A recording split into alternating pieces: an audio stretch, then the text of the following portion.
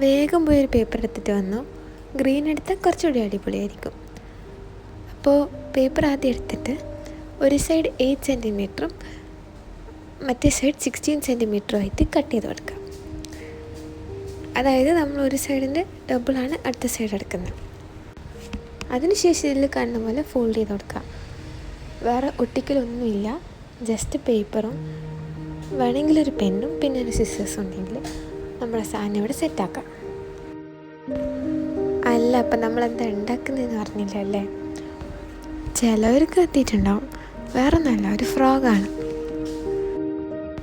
പക്ഷേ വെറും ഫ്രോഗല്ല, നമ്മളൊന്ന് തൊട്ടാൽ ചാടുന്ന ഫ്രോഗാണ്.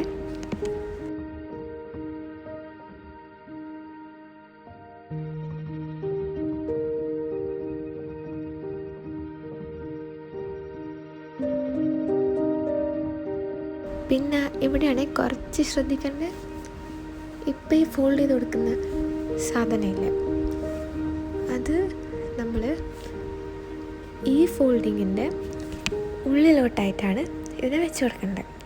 അപ്പോഴാണ് കുറച്ചും കൂടെ സെക്യൂർ ആയിട്ട് അവിടെ നിൽക്കുക.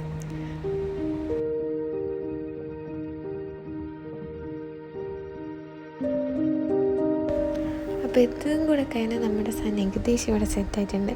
പിന്നെ നമുക്ക് കണ്ണ് വരച്ച് കൊടുക്കാം, വേണമെങ്കിൽ കാലും കൂടെ സ്റ്റിക്ക് ചെയ്ത് കൊടുക്കാം. അപ്പോൾ സാധനം ഇവിടെ റെഡി ആയിട്ടുണ്ട്.